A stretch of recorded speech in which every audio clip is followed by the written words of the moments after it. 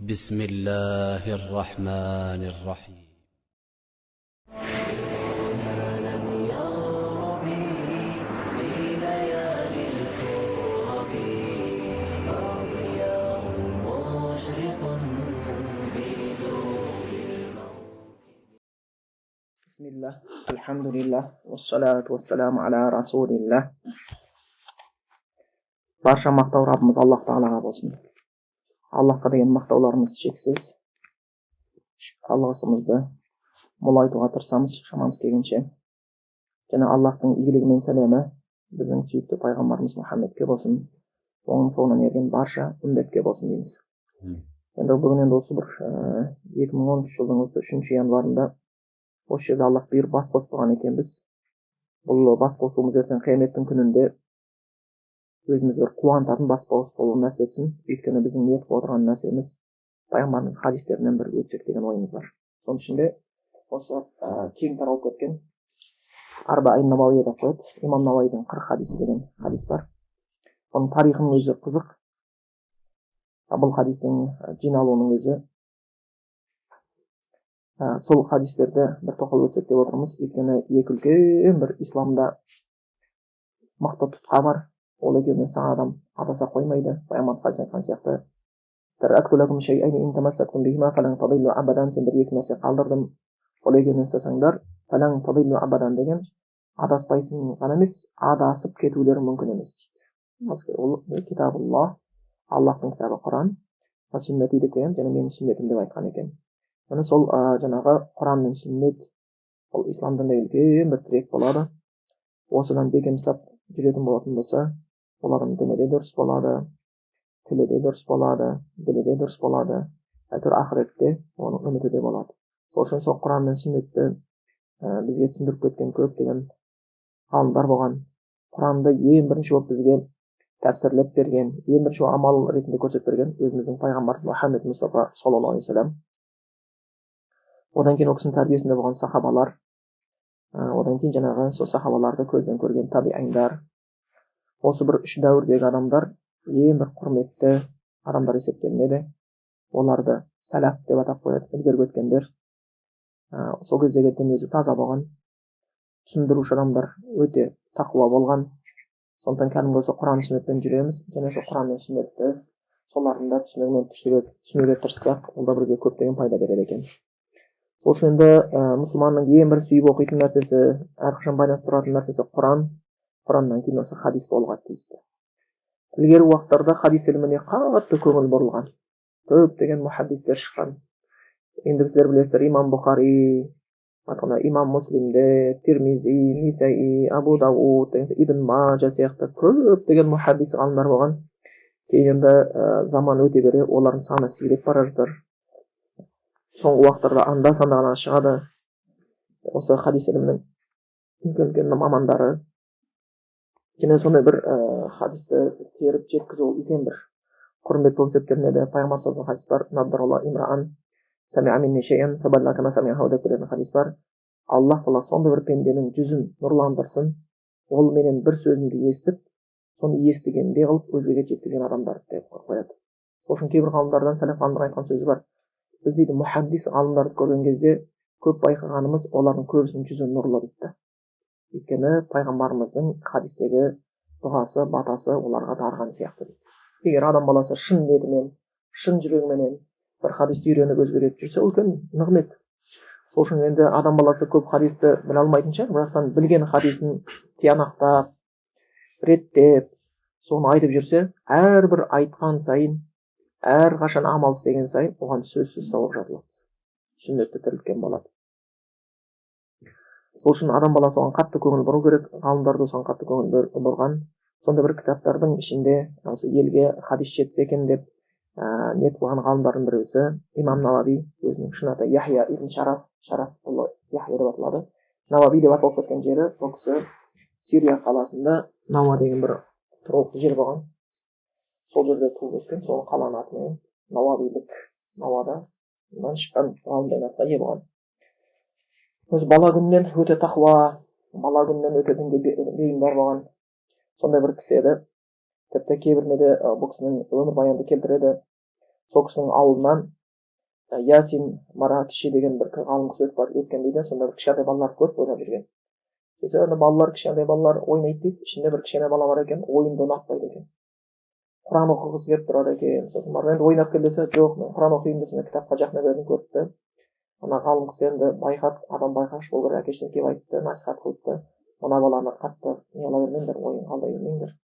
Мына бала ерекше бала екен. Ол ілімге құмарып жүрген бала екен.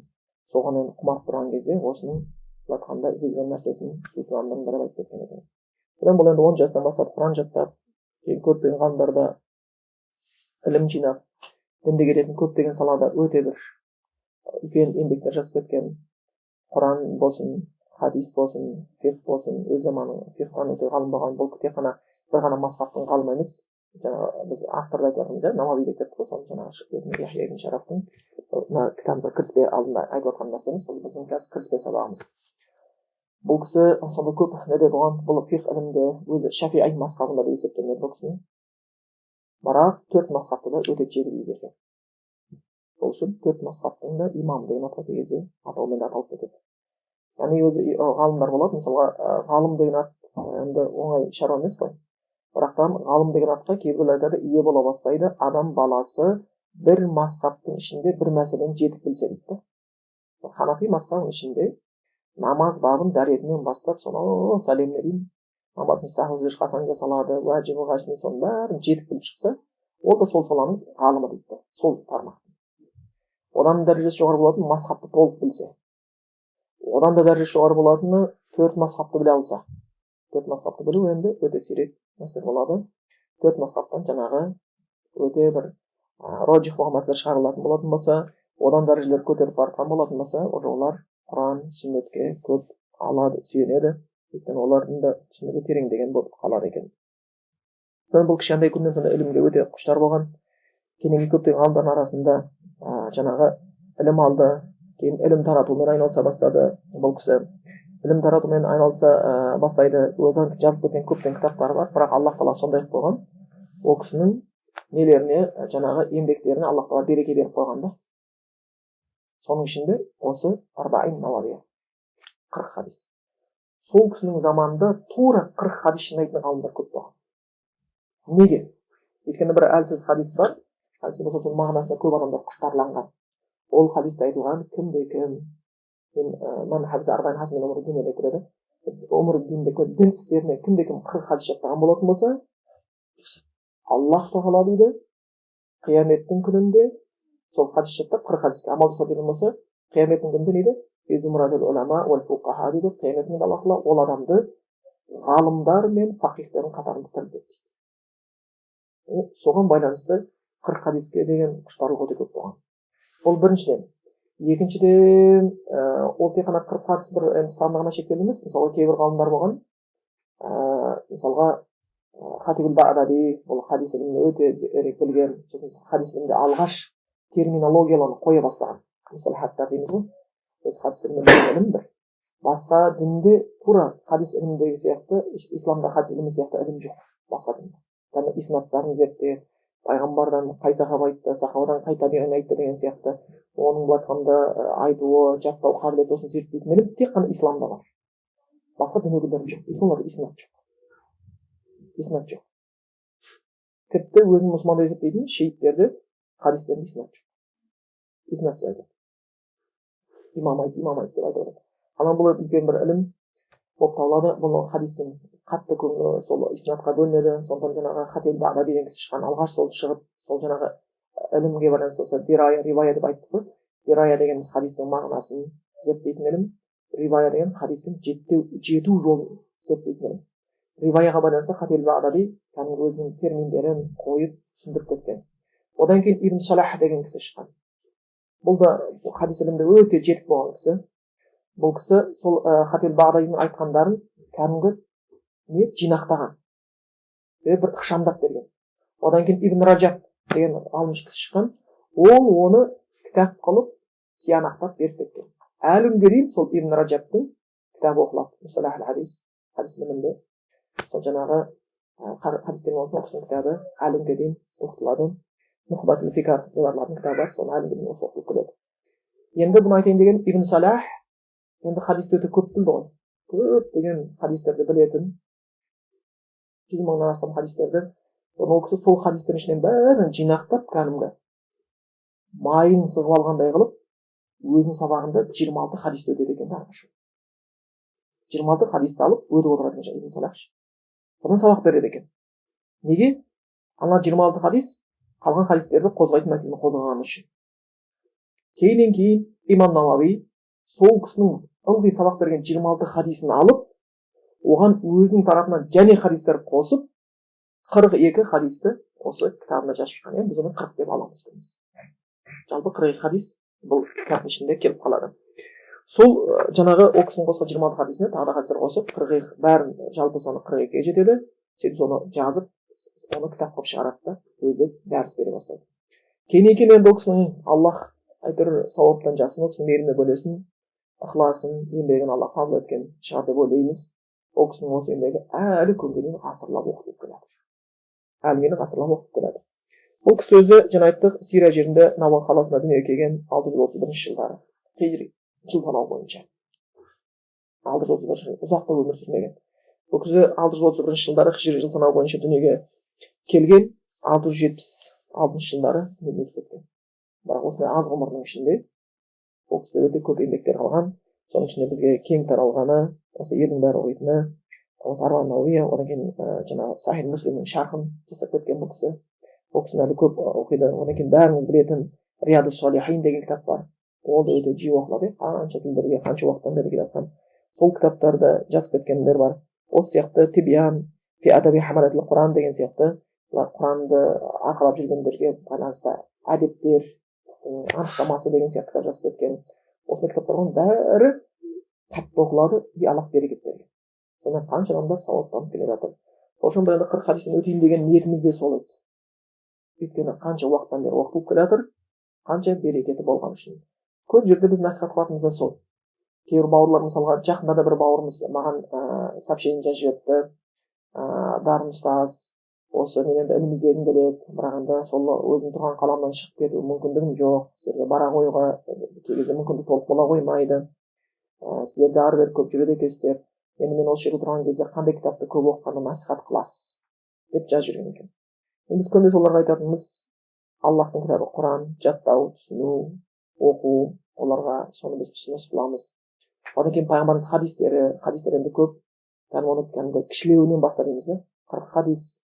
Одан кейін барады жаңағы Риядус Салихин, ізгілердің бақшасы деп аталған. Құдайдан қорыққан адамның бақшасы, біздің жеміс жидеміз мынау емес қой, біз қарымыз мынау, альхамдулилля, тойып жейміз, рахаттанып қаламыз. Бірақ бізді Құранның тамағы, хадистің тамағы сияқты ол қаттар қатындыратын нәрсе жоқ та. Ең біздің үлкен тамағымыз, жанымыздың тамағы осы Құран мен хадис болып келеді. Өйткені адам баласы екі нәрседен тұрады, тән және жан. Тән топырақтан жаратылған, сондықтан оның азығы топырақтан шыққан нәрсе. Жан Аллах тарапынан келген, сондықтан оның азығы Аллах тарапынан келген дүние. Тәнді жай бір, мысалы біз жақсылап бір ет жеп, сорпа ішіп, бір тәтті тамақтар осы Аллахтың жемісі жатқан шығармыз, бірақ қазір қосымша бір неше түрлі қарын тойдыратын, бірақ пайдасы аз беретін тамақтар да көбейді ғой. Сол сияқты өтірік дін, өтірік руханият та әшейін қарын томпайтқанмен бойыңа ешқандай күш бермейтін де өтірік ілімдер бар.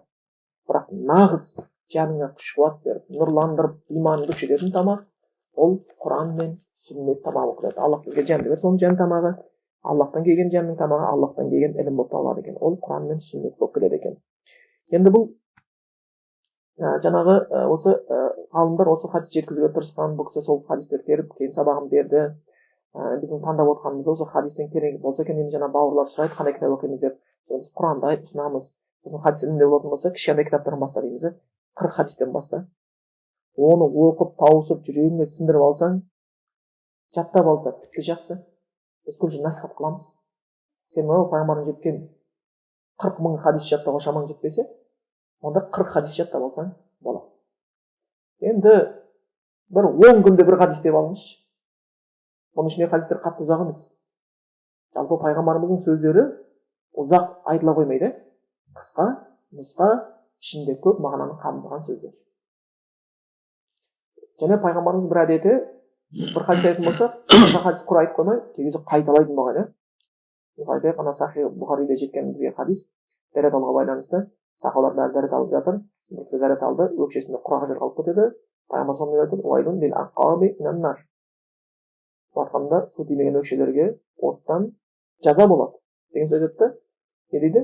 Пайғамбар ол сөзін 2 не 3 рет қайталады дейді. Енді 3 ауыз сөзді. От тимеген өкшелерге дозақтың оты тиеді. От тимеген өкшелерге дозақтың оты тиеді деген кезде сахабаларға қиын емес қой, жаттап алады. Және ол араб халқы кішкене көшпенді халық болған. Сосын олар жазба әдебиетінен гөрі ауыз әдебиеті қатты дамыған екен. Ауызша, иә? Оны бізді түсінуге тиістіміз. Өйткені бізде кезінде көшпенді халық болдық. Сосын ол кезде біздер жазу сызу қатты дамымай тұрған кезінде бізде жаттау қабілеттері өте жоғары болған. Білген уақыттарда. Олар көптен ұзақ жырдастандар айта беретін. Арабтар дәл сондай еді. Ал енді сондай қабілеттегі арабтарға қысқа нұсқа сөз айтылса, ол 2 реттен 3 реттен айтылған болса, олар және ол сөзді олар жүрегін ашып тұрып, құлағын емес, жүрегін ашып тұрып тыңдайтын болса, қалай жаттаған ойлаңыз. Түсіндіңдер ғой? Өйткені бұл Құран, хадис деген ілім, оны бастағы құлақпен емес, жүректегі құлақпен тыңдайтын ілімдер. Жүректегі құлақпен тыңдайтын ілімдер болып келеді екен. Сол насихат сұраған еді, сонда біз айтамыз, оны кітапты 40 хадисті жаттап шамаң оны әбден тойып болған болатын болса, онда Риады Солихин. Ол да жаңа имам Науауидікі.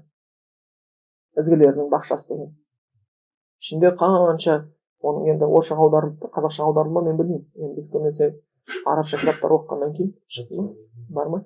Арабша кітап оқып жүргеннен кейін, басқа тілде қай тілде аударған біз әлі толық жетпейтінбіз, бірақтан кей кезде мешіттің қасында жұмада басқада болған кезде, көзіміздің қиығын салып кеткен кезде, шын ілім іздеген адамдар үшін қазір бір кітапханасын толтырып алатын кітаптардың несі бар екенін көзіміз көріп тұр. Алып қойып отырмыз. Одан күшің тасып бара жатқан болатын болса, Бұхари, Муслимге өте берсең болады. Сосын көбінесе бауырларға айтамыз, әсіресе семьялы болғандарға, семьямыз осындай проблема болып отыр, мынандай болып отыр деген кезде айтамыз, сен бір күнде қалай түзейсің? Уақыт керек. Үйде бір күнде соғылмайды. Кірпіштің үстіне кірпіш, кірпіштің үстіне кірпіш, кірпіштің үстіне кірпіш, одан кейін шатыр, шатырдан кейін бар светін, одан кейін есік терезесін бүтіндеп, одан кейін бар ішін әсемдей бастайсың. Сен ала салып әйеліңді әсемдегің келіп, кірпішіне қойған жоқсың. Сосын қарапайым нәрседен баста деп айтқымыз келеді. Сонда не істеймін деген кезде сен отырып алып уағыз айту деген наезд жасау емес қой. Түсінесіздер ме? Жан шығару емес. Уағыз айту деген сен оған деген жанашырлығың ішінен тозаққа түсіп кетпесе екен. Жанға барса деген жанашырлығынан шығып жатқан сөзім. Бұл қатты шығады, мүмкін жұмсақ шығар, бірақ сенің жанашырлығың ішкі. Енді сол жанашырлық кей кезде мысалға ерлі зайыптылар болатын болса, біз оған айтатынбыз, кей кезде басын қосылатын төсектің астына 40 хадисті алдап қоя салып болады. Арасына тіл сал. Арабша білмесең, өз тіліңді түсінетін қазақшасын қойып қой. Одан кейін алда бір күні бір хадисті сен оқы, екінші хадисті әйелің оқысын. Одан кейін талдап көріңдер. Тіпті сол бір 10 минут егер сені шаршайтын болатын болса, бір оқып біткеннен кейін альхамдулиллах деп Аллахқа мақтап айтып қойыңыздар. Шүкірлік етіп, Аллаға шүкір, мына кітапты қандай берекетін берді. Сахабалардың ішінде кей кезде Құранды басын оқып кеткен кезде бала шағасын жинап алып Аллахқа дуа қылатындар болған. Құранды басын бітірген кезде шүкірлік қылып, баласын отырып Аллахқа мақтау айтып дуа қылатындар да болған. Хатым көбінесе мынау оразаның кезінде хатым біткен кезде, Құран біткен кезде дуа қылады ғой. Құнут дұғасында біздің осы бітірген Құранымыз қабыл етші деген сияқты сондай. Әрбір пайдалы істің соңында дұға қабыл болуға жақын. Сондай бір істеп қойса болады екен. Осыған әшін, мүмкін 40 хадис қанша тұруы мүмкін ол кітап, мен білмеймін. Алып қойып қойса, бірақ ол қанша баға жетпес $1 миллион сатып ала алмайтын берекетті алып келеді сенің отбасыңа, сенің әйеліңнің жүрегіне, сенің бала шағаңа. Өйткені ол кітап алып келіп қойып көрмеу үшін қоятын кітап емес, оны үйреніп үйрететін кітап болып келеді екен. Сол үшін осы ғалымдар осын жинаған. Енді имам Науауидің кезінде 40 хадис жазатын ғалымдар да көп болған. Әр заманда өзінің бір ғалымдар болады, бір нәрсе басталса сол салада бәрі кірісіп кетеді. Бір кітап басталса, қазір заманда көріп тұрған жастар енді Усул-Саласа деген сияқты. Өзі басталса бәрі соған жабысатын бір әдет болады. имам Маликтің кезінде Муатта деген кітап жазып шығып еді, одан кейін басқалар Муатта, анан пәленшенің Муаттасы, өлшенің Муаттасы деген, бірақ ол Муаттан ешқайсысы қалмады, имам Маликте қалды. Имам Маликтің бір шәкірті деп айтады, я ұстаз, Муатталар көбейді ғой дейді да. Имам Малик білмейді енді. Өзінен қорқады олар. Не деп айтады? Саябқа ахласаху. Кім Аллахтың үшін разылығын жазған болатын болса, сол қалады тізімде дейді да. Өзінің кітабы қатты басқа ешкім емес. Сол сияқты осы бұл кісінің заманында да 40 хадис жазғыштар көп болған. Бірақ оқып келатқан ең белгілі кітап осы.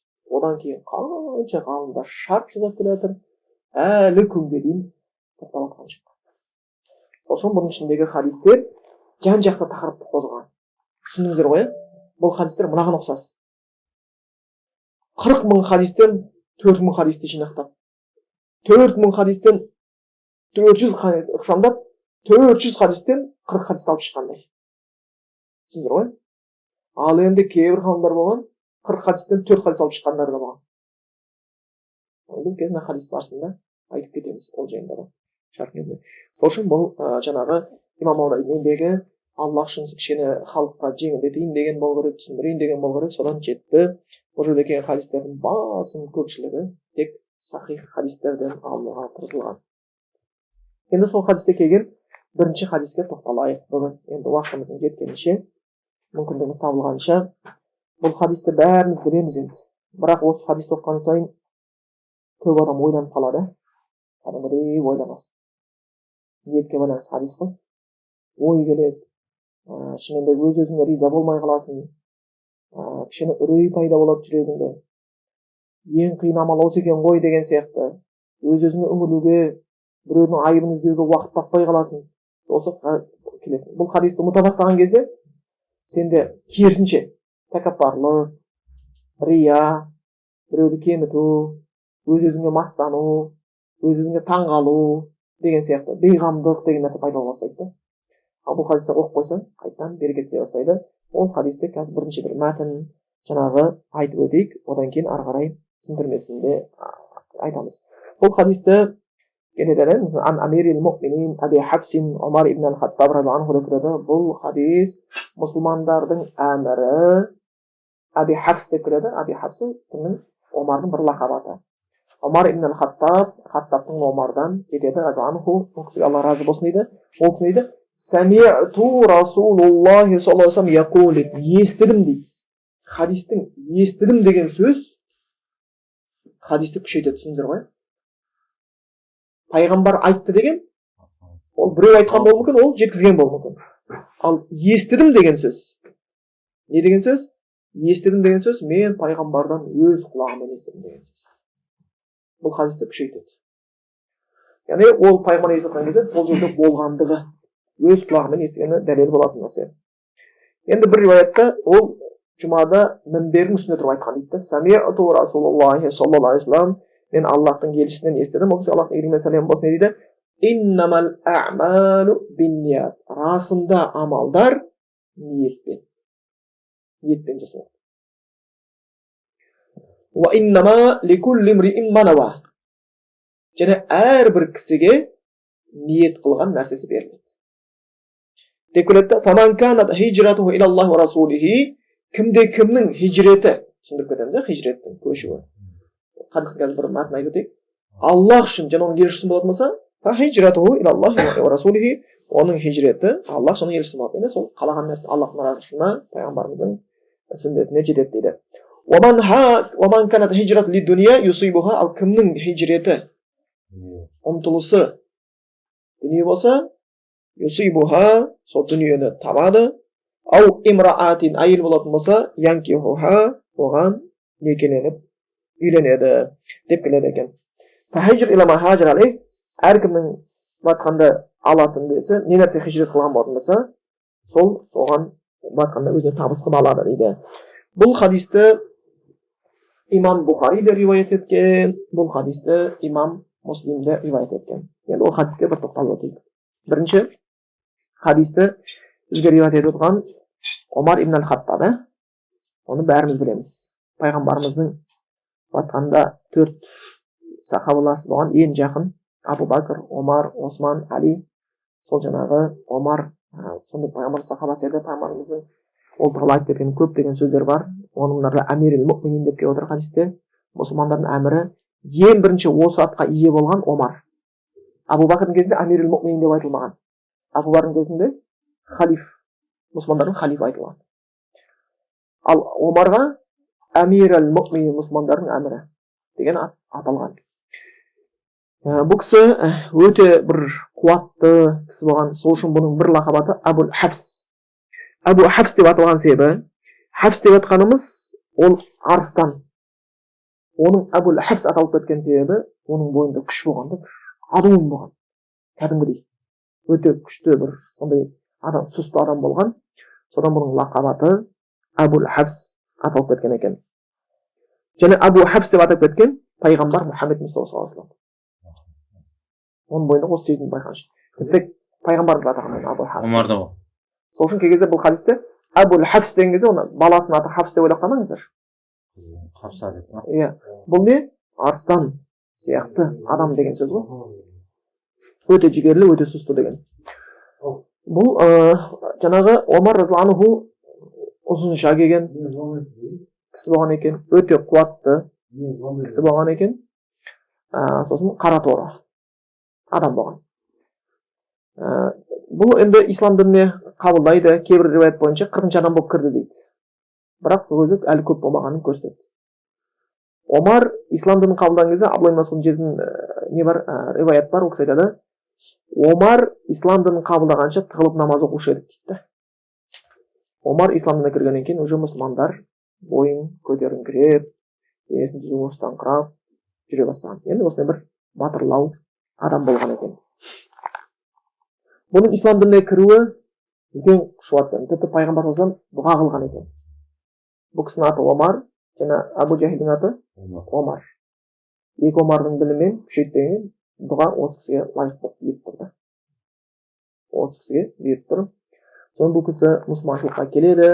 Сөйтіп исламнан өте көптеген қызметтер жасап кетеді. Бұл кісінің халифалығы ең ұзақ халифалық болады. Бұл кісінің халифалық тұсында ислам діні ең кең шекараларға кеңейтіледі деген сияқты. Одан кейін бұл кісі туралы пайғамбар айтқан хадис бар. Менен кейін пайғамбар жоқ. Егер менен кейін пайғамбар болғанда Омар болар еді деген. Бұл сипаттама кісі жүретін еді.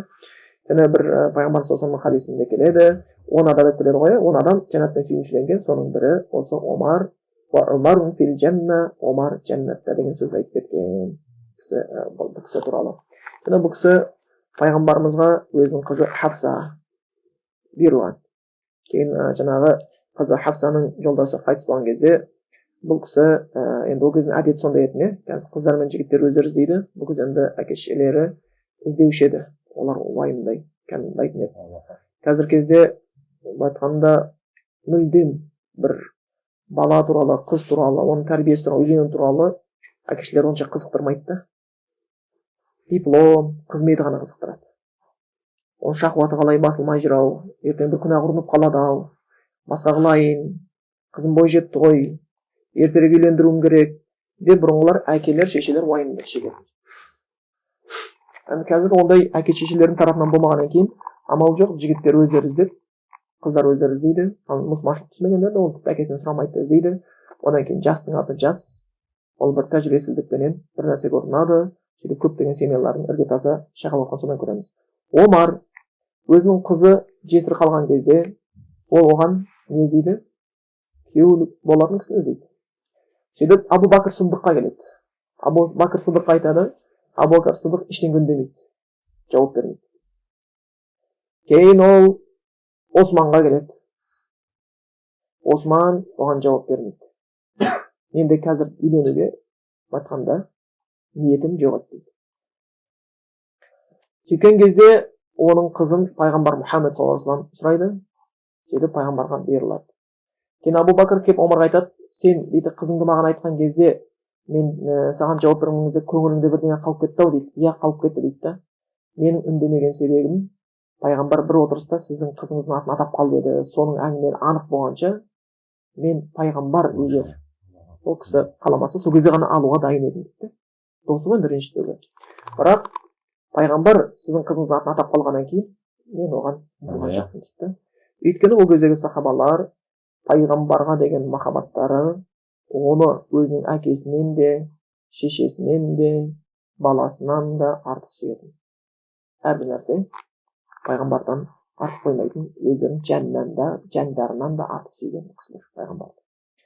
Аллах тағала бұйырып, ол кісі жаңағы Омардың қызы пайғамбарымызға үйленеді. Айтқанда пайғамбарымызға дос ретінде, пайғамбарымызға біздің тілмен айтсақ қайната ретінде кәдімгідей өте үлкен жақындықтарға ие болады. Сол көзі тірісінде жәннатқа кіресің деген сөзді естіген Омардың өзі айтқанда өте қатты қорқынышта болатын тозақтан.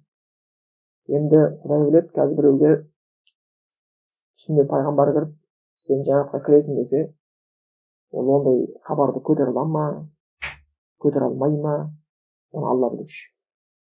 Бірақ Омар осы сөздерді өз құлақтарына естіген кезде, олар оған алданып қалған жоқ. Сөйтіп жүрген Омар тозақтан қатты қорқатын еді.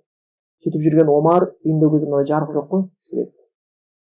От жағады, үйдің төбесі ашық болады, түтін шығып кетсін, жатқанда жарық үстіне түссін деп тамақ соғын істейтін. Кей кезде олар отырып алып, сол отқа қарап отырып, Омар енді өте күшті болған кісі, отқа қолын төсеп алып барып, Испир я ибн Хаттаб, ал Хаттабтың шыдап көрші ма отқа, шыдап көрші дейді екен, бірақ кім шыдайды отқа? Қолы күйіп, мықты соған шыдай алмайды ғой. Қолын тартып алған кезде, бұған шыдамайсың ба? Ана жақта бұдан зор от бар, тыныш жүр онда Омар. Тыныш жүр онда. Сөйтіп өзіне тәрбиелеген, Алла тағала Құранда да от жайында айтып кеткен, ал сендерге отты тұрмыс тіршіліктеріңе пайдалану үшін және ақыреттегі оттың бар екенін ескерту үшін жаратып қойғанбыз. Ал кездегілер от көрсе, тозақ естеріне түсетін. Біз от көрсек тек қана жылыну, шай қойылған есімізге түседі, басқа ештеңе естімейді. Ал Аллах тағала Құранда ақыретті еске алу үшін сіздерді жаратқан едім дейді. Сөйткен Омар разиаллаху анху өмірінің соңында бұл кісі енді шахидтік өлімге лайықты болды, өзі де сұрайтын еді. Алла шахидтік өлім берші, және Мединада берші деп. Оған кісілер айтқан болған, қалай сізге шахидтік Мединада сұрайшы, Медина қазір қаласы тыныш. Соғыс деген алыста шекараларда болып отыр деген кезде менің міндетім сұрау, қабыл ету Аллахтың айтқанда жаңағы істерінен деп. Кейін Аллах бұйырғандай, ол кісі намаздың үстінде имам болып тұрған кезінде оған арамды ойлаған кісі пышақпен ол кісіні бірнеше рет пышақтаған. Одан кейін ол кісі соның өзінде біраз күн жатып қалады. Бойынан қан ағады, енді өте күшті адам ғой, әйтпесе біздің денемізден сәл қан алса, қисайып тұра алмай қалмасында бас айналады. Сөйтіп жатып көптеген өсиеттер айтты, сөйтіп жатып көптеген тәубе жасады. Сөйтіп жатып көп тақуалыққа шақырды. Бір жас жігіт келіп Омарға кіріп, ол кісінің жылап жатқанын көріп, енді я амир аль-муъминин, қатты қапа болмаңыз. Сіз туралы пайғамбарымыз деген сөзі бар. Сіздің былай айтқанда осынша еңбегіңіз бар дінге деп жұбатып кетіп барған кезде, Омар кетіп барған жас жігіт қараса, балағы жерге тиіп барады екен, ұзын. Сосын ана жігіт тоқтатыңдаршы дейді. Тоқтағаннан кейін айтады, бір сөз айтады оған, ирфа изарак, балағыңды көтеріп жүр. Дейді айтады, бұл нәрсе анқа ли саубик, киімінің тазалығы үшін, атқа ли раббик, Раббың алдында тақуалық дейді. Киіміңе тазалық, Раббың алдында тақуалық дейді. Яғни өліп баратып насихатты айтатын кісілер. Өзім өлейін деп жатырмын, сен балағың керек ет деген сияқты емес.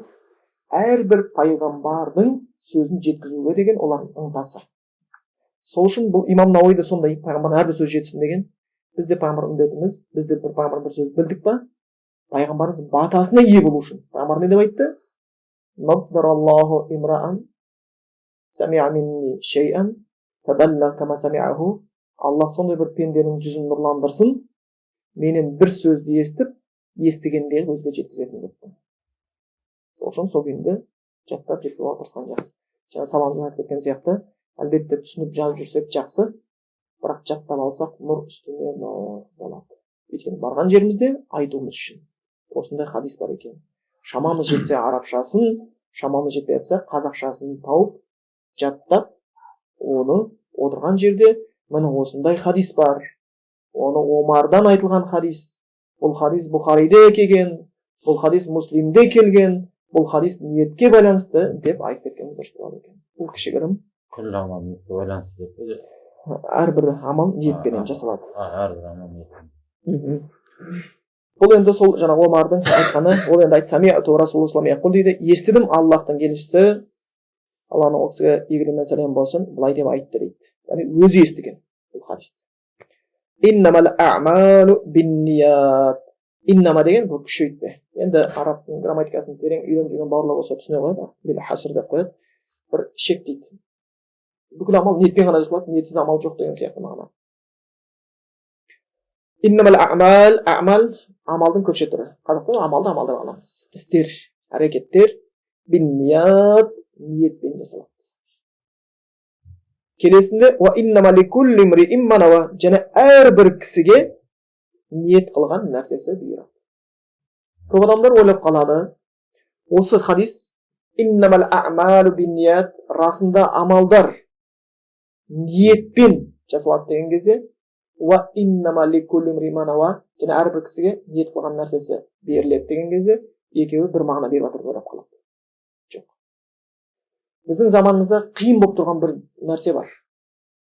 Біздер тыңдай аламыз, бірақ түсіне алмаймыз. Біздер сөйлей береміз, бірақ сөйлей білмейміз. Осы бізге өте қиын болып тұр. Сөз ажырату қиын болып тұр. Өйткені бір мысал ретінде айтып кеткен едім. Арасында, бауырлар арасында фитна көп ұрынбау үшін және айта салайын дегенім. Бауырлар звондап, дарын ұстаз, сіздің ижазаңыз бар ма деп сұрақ қойды. Білесіздер ол бір нәрсесін. Одан кейін айтып жатырмын ол бауырларға жауаптан кейін ижазасы жоқ адамға Аллахтың жолына шақыруға болмайды деп айтатын болсақ, ол бидағат. Содан кейін әңгіме сұраққа жалғасты. Мен есімде жоқ қанша сөйлескенбіз, 5 минут шығар, одан көп шығар, одан аз шығар. Сондай сұрақтар болып жатты. Кейін ең соңында телефон қосына рахмет дарын ұстаз, Алла сізге разы болсын. Жаңа жоғарыда сіз өзіңіз айтқан сияқты ижаза сұрау бидағат деп айтқаныңыз сияқты дейді. Ижаза сұрау болып кетті тұрған жоқ. Субханаллах дедім да. Мен сөйтіп айттым, мен сөйтіп айттыңыз ғой дейді. Сіз сөйтіп айттыңыз ғой дейді. Қайттан сөз жатырмын, бауырым деп жатырмын. Мен саған айттым, ижазасы жоқ адамға дағуат жасауға рұқсат етілмейді деген сөз бидағат дедім. Ижаза сұрау бидағат дедім. 5 минуттың ішінде сөз аманаты жоғалып жатыр. Мұны осы үшін біздерде фитна бар. Не естіп жатқанымызды білмейміз. Болмаса Асылхан бауырымыз айтқан сияқты тұр едім, бір бауырлар бір тақырыпты қатты дауласып жатыр екен дейді. Ішінен біреусі суырылып шығып маған қарай келе жатты дейді. Сен келе жатқаннан кейін маған сұрақ қойды. Айтыңызшы, Асылхан ұстаз, осы дұрыс па, бұрыс па деп. Сосын айттым дейді, макрух, яғни қаланбайды онша деп айттым дейді. Жазакаллаху хайран деп кетті дейді. Сөйтіп алла балалар айттым ғой сендерге харам деп айтты дейді. 5 қадамға жетпей сөз өзгеріп жатыр, 5 минутқа жетпей сөз өзгеріп жатыр. Кім айтты? Асылхан айтты. Осылай кете береді. Дарын айтты, Асылхан айтты, Дарын айтты, Асылхан айтты. Сол үшін және айтамын. Мына хадисті түсіндіремін ол кезде. Өйткені жаңа тағы аударамын. Бұл айтқанда бізде тыңдай аламыз, бірақ түсіне білмейміз. Қазіргі кезде біреуді кәдімгі тоқтатып отырып сұрау керек болып жатыр да. Тоқтатып отырып сұрау керек болып жатыр. Екінші, сөйлей береміз, сөйлей білмейміз. Мына хадистерді қайттан оқимын. Бірінші бөлімін. Иннамал а'малу, расында амалдар, істеп жатқан істер, бинният, ниетпен жасалады. Ва иннама ликулли имриин, расында әрбір кісіге бұйыратын нәрсесіне мәнауа ниет қылған нәрсесі. Айырмашылық бар. Дұрыс па? Бір адамға, оқыған адамға айырмашылық жоқ сияқты. Енді айырмашылық сіздерге түсіндірейін. Бірінші хадистің бірінші бөлімі амалдар ниетпен жасалады деген, әрбір амалдың алдында ниет жаса деген нәрсе. Түсіндіңіз ғой? Яғни амалдыңға бөлініп жатыр. Екінші, әрбір кісіге ниет қылған нәрсесі деген, сенің ертең алатын сауабыңның көлемі жасаған ниетіңе қарай деген сөз. Түсіндіңіз бе? Аллах үшін істеген болсаң, Алладан аласың, адам үшін істеген болсаң, адамдан аласың. Ниетің үлкен болса, үлкен сауап аласың, кішкентай болса, кішкентай сауап аласың. Түсіндіңіздер ғой? Қазақша айтқан кезде, не ексең, соны ұрасың деп тұр біріншісі. Екіншісі, не ексең, соны ұрасың деп тұр. Екінші хадистің мағынасы. Жаңа екінші сөздің хадистегі екінші сөздің бөлімінің мағынасы. Ал біріншісі оның не үшін істеп жатқанын ажыратуға бізге көмектеседі. Енді ниет деген нәрсе не? Ниет деген сөз қазақта бар. Ниеті қалыс адам екен деп қояды. Қалыс деген сөз арабтың сөзі. Халис деген сөзден шыққан. Бұл ниет қалыс екен. Халис деген сөз арабтың тілінде таза, қоспасы жоқ. Қазір мен ыдысқа су құйсам, ішіне заварка салмасам, сүт қоспасам, қант қоспасам, таза су тұрса, оны араб тілінде маун халисун, таза су дейді. Болмаса сүт Құран аятында келеді, лабанан халисан дейді. Біз сиырдың ішінен таза сүт шығарамыз. Ол сүт ненің арасынан шығады дейді? Қан мен жынның арасынан. Жын деп жатқан жаңағы нәжіс. Шөп жейді, бірақ аппақ сүт шығарамыз. Ішкенге сүйкімді. Халисан таза сүт. Оның ішіне сиырдың нәжіс араласып кеткен жоқ, оның ішіне қан араласып кеткен жоқ. Қызыл. Тап-таза болып шықты дейді. Сол үшін ниеті қалыс деген сөз, ниеті таза екен. Арғындар иә жоқ, басқа жоқ, тәкаппарлық жоқ, басқа жоқ, шын ниетімен келді деген сияқты. Ниет деген сөз біз қолданамыз. Енді бұл ниеттің мағынасы әл-ирада уәл-қасд деген мағына береді. Бір нәрсені қалау, бір нәрсені мақсат тұту деген мағына береді. Және ол жүрекпен жасалады. Ниет жүрекпен жасалады. Енді бұл жердегі әрбір іс ниетпен жасалады дегенде, ниетпен ғалымдар да пікір туды. Қандай істер? Бүкіл істер айтылып жатыр ма? Дін істері мен дүние істері? Жоқ әлде тек қана шариғаттағы құлшылық тақырыбын ғана қозғап жатыр ма? Намаз ниетпен істеу керек деген сияқты. Дәрет алсаң ниет жасау керек. Құран оқысаң ниет жасау керек деген айтып жатыр ма? Жоқ, ішсең де жесең де жатсаң да тұрсаң да деген сөз айтып жатыр ма? Ғалымдар айтады, бәрі ішіне кіреді дейді. Кейбір ғалымдар, егер бізге ниетсіз іс жаса десе, біз жасай алмас едік дейді. Өйткені ниетсіз іс жоқ дейді, басшылап келгенде. Сен тамақ жегіп отырған кезде, ар жағында бір ниет тұрады дейді. Жақсылап ет жеп алыңдар, дала суық. Ертең ана суықты қайдырамын деген сияқты. Ар жағында бір нәрсе тұрады. Ниет тұрады, дұрыс па? Болмаса, әйеліне жақындауға барып жатқан кезде. Сота қазір жалаңаш қыздар көп болып кетті. Не қылайын да шахуатын басып тастайын, жоқ көшеде алаңдамай жүру үшін. Мүмкін шахуатын сындыру үшін барасың сен. Болмаса әйелім хақысын беріп қойын. Тағы алдым ғой деген. Болмаса ұрпақ болсын. Салиқалы ұрпақ деген ниетпен. Яғни сен әйтеуір бір нәрсемен бара жатсың, дұрыс па? Егер бізге ниетсіз іс жаса десе, біз жасай алмас едік. Мүмкін ниетсіз істі ақылы жоқ, жындылар істеуі мүмкін. Не істеп, не қойған білмейді. Отырды, не үшін отырған білмейді, тұрды, не үшін тұрған білмейді. Сол үшін жалпы біз дінес болсын, ниетпен жасаймыз. Бірақ сол ниетіміз әртүрлі болады. Ниетіміз әртүрлі болады. Сол үшін осы ниетті ғалымдар екі бөлікке бөледі. Бірінші ниет неде? Тамйизул ибадати бa'диха мин бa'д. Ғибадаттарды бір-бірінен ажырату үшін. Сен оқып жатқан намазың парыз ба, нәпіл ма? Түсіндір ғой? Парыз ба, сүннет па? Бесін намазында 10 ракағат намаз оқимыз. Алдында 4 ракағат сүннет, 4 ракағат парыз, соңында 2 ракағат сүннет. Сен соған кірген кезде ниетіңде сүннет оқып жатырмын деп кірдің, сенің ниетің сүннет. Парызға кірдің, парыз оқып кірдің, парыз деп ниетіне кірдің. Яғни ғибадаттардың арасында ажырату жасалатын ниет бар. Екіншісі, ниеттің екінші түрі бар, мақсуду амал. Сол амалмен нені мақсат еттің? Сен намаз оққанда адамдар көрсін, мен қандай тақуа екенімді деп оқып жатсың ба? Жоқ, Аллах Тағаланың разылығы үшін оқып жатырмын. Намаз жәннаттың кілті ғой, тозақтан алсат ғой деп оқып жатсың ба? Қияметті бірінші сұралы ғой деп оқып жатсың ба? Амалды ажырату үшін. Ниет осылай екі бөлімнен тұрады. Түсіндіңіздер ғой? Бірінші ғибадаттың арасын ажырату үшін, парыз, сүннет, нәпілді біліп алу үшін. Екінші, не мақсатта? Амал, сол істеген амал, намаз оққанда мақсатың не? Парыз болсын, сүннет болсын, не үшін оқыдың? Адамдар үшін ба? Жоқ, Алла үшін ба? Яғни осы мақсатын ажырату үшін керекті болып қалады екен. Сол үшін бұл ниет өте маңызды. Бұл хадис негізі өте үлкен бір хадистердің қатарына кіреді. Біз жоғарыда айттық қой.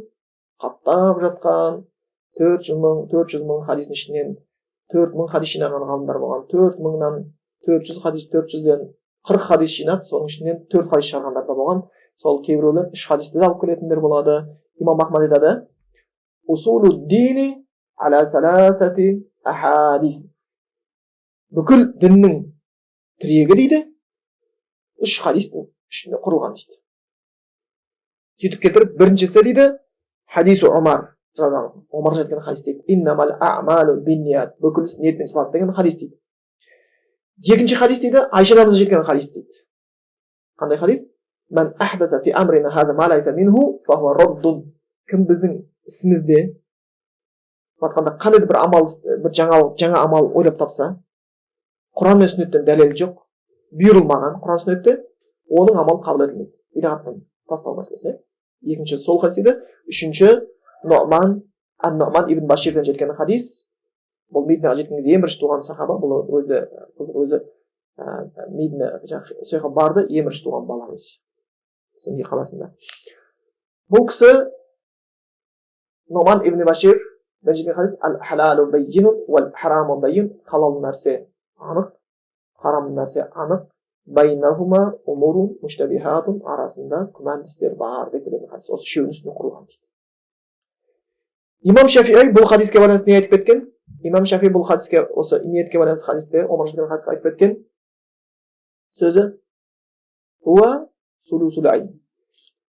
Осы Омар жеткен хадис ілімнің 3/1 бөлігі дейді. Түсіндір ме? Ислам ілімнің 3/1 бөлігі дейді. Көрсін қандай. Және айтқанда фиқта 70 баптың ішіне кіреді дейді.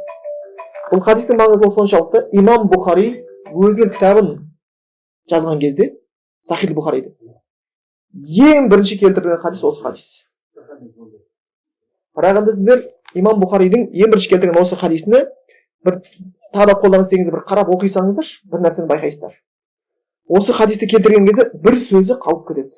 Кейін ол хадисті қайттан келтіреді де, екінші рет келтіргенде ол сөзді жазады. Сөздің басына келген кезде бұл хадис келтіреді. Иннамал а'малу бинният. Бүкіл іс ниетпен жасалады. Әрбір кісіге жасаған ниеті деп фаман кана хижрат иллаллаху расулихи фажраллаху расулихи дегенде кімнің хижреті Аллах пен оның елшісіне болатын болса, оның хижреті Аллах пен оның елшісіне деген сөзді тастап кетеді де, бірден не келеді? Кімде кімнің хижреті дүние болса дүниеге жетеді, әйел болса әйеліне деген. Бұның себебі дейді кейбір ғалымдар түсіндіреді. Осы хадистен бастаған кезде Имам Бухари, шын аты Мұхаммад қой, әкесі аты Исмаилдің ұлы Мұхаммад. Ол бұл кітабын жазған кезде бірінші сол хадиске маңызды екенін білді. Осы хадиспен келтірді ниетке байланысты. Кімде кімнің ниеті Алла үшін, айтқанда хижреті оның елшісі үшін деген сөзді кіргізген себебі мен мақтанып жатыр деп ойлап қалмасына қорықты дейді. Міне, мен мына кітапты Алла үшін жазып жатырмын деген сияқты өзіне бірақ кейін ол хадисті толық келтірді. Олар ниет мәселесіне соншалықты қорқады. Әрбір айтқан сөздерінен, әрбір таратқан ілімдерінен, құлшылықтарынан ертең о дүниеге барған кезде сен бұны Алла үшін істеген жоқсың, адамдардан барып сауабын теріп ал деген сөзді естіп қалудан қорқады. Бұл ең шынында темір амалдан бірі еді. Сол үшін ғалымдар айтады, бұл хадисті әрбір ілімнің алдына қою керек дейді. Қандай кітап жазса бір ғалым бірінші бетіне қою керек дейді. Яғни фиқх оқиын деп жатсың ба, бірінші бетінде осы хадис тұрады. Хадис ілімін оқиын деп жатсың ба, бірінші бетінде осы хадис тұрады. Ақиданы оқиын деп жатсың ба, бірінші бетінде осы хадис тұрады деген сияқты. Өйткені бірінші ниетті дұрыс болмаса, бұл нәрсеге жете алмаймыз. Сол үшін Абдулла ибн Муарактың сөзінде келеді. Рубба амалин сағирин туаззимуху ан-ния дейді. Бір адам дейді, бір амал болуы мүмкін дейді. Кішкентай ғана амал дейді.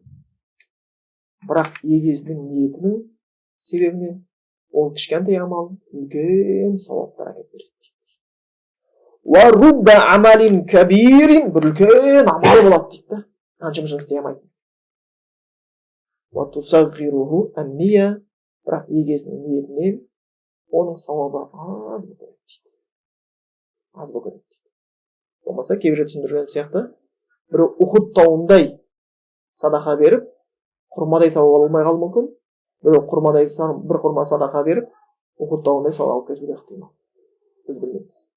Өйткені пайғамбар Мұхаммед Мұстафа сол жеткен бір хадисті білесіздер, сондай ашаршылық заман, сондай қиын заман, енді бір әйел кісі 2 қызы болады, барады, олар 3 ақ құрма тауып алады. 3 құрма тапқаннан кейін шешесі бір құрманы бір қызына, екінші құрманы екінші қызына, үшінші құрманы өзі жеймін дейді. 2 қыз аш, аузына құрманы салады, бір екшен әбжедап қосылады. Шешесі енді жейін деп жатқан кезде 2 қызы аш, шешесінің аузына қарап тұрды құрма. Шешесі сол аузында құрманы аузына салуға батылы жетпей, қайттан шығарып 2-ге бөліп, екеуіне аузына салады. Анаған бір жартысын, маған бір жартысын, Пайғамбар хадисінің соңында айтады, "Уалахал жанна", сол әйелге жәннат. Өйткені қандай уақытта? Сол үшін Алла білуші, қазір мен Сауд Арабиясында жүрген болатын болсам, сонда бір намаз оқып жүрген болатын болсам, ол жерде менің балағым қысқа, сақалым ұзын болып жүрген болатын болсам, сүннет істеп намаз істеп отырмын. Бірақ біздің жерде жүріп сақал қойып жүргендер, біздің жерде жүріп орамал тағып жүргендер, біздің жерде жүріп сүннетті орнатып жүргендерге сауап көбірек жазылады. Өйткені ол жақта не мынау деп айтатын ешкім жоқ. Ол жақта бар да. Сен сол келген кедергілерге төтеп отырып істейсің. Бұл жерде ар жағында рия жататын болатын болса, адам баласы уже сол рияға кетіп қалуы оған ешқандай тиімсіз болатын еді. Ақиқатты айту, ақиқаттан жүріп тиімсіз болады да, қоғамдық пікірден ол нәрсеге өте алмай қалады екен. Сол үшін ниет сондай болу керек дейді. Ниеттің дұрыстығы айтқанда, сен істеп жатқан амалың үшін ризашылықты, сауапты Алладан ғана күтуің. Алладан ғана күтуің. Оны басқа біреуден күтіп қалу емес. Енді бұл хадистің әрі жалғасы жаңағындай енді әрбір кісіге істеген ниетіне қарай деп келеді ғой. Кім деген хижрда Аллах оның елшісіне болатын болса, оның хижрда Аллах оның елшісіне деп келеді. Әрі жалғасы осы алғашқы айтқан 2 сөздің алғашқы бөлімінің шарты сияқты кетеді. Енді burada біздің уақытымыз осындай кішігірім шектелгендей болды.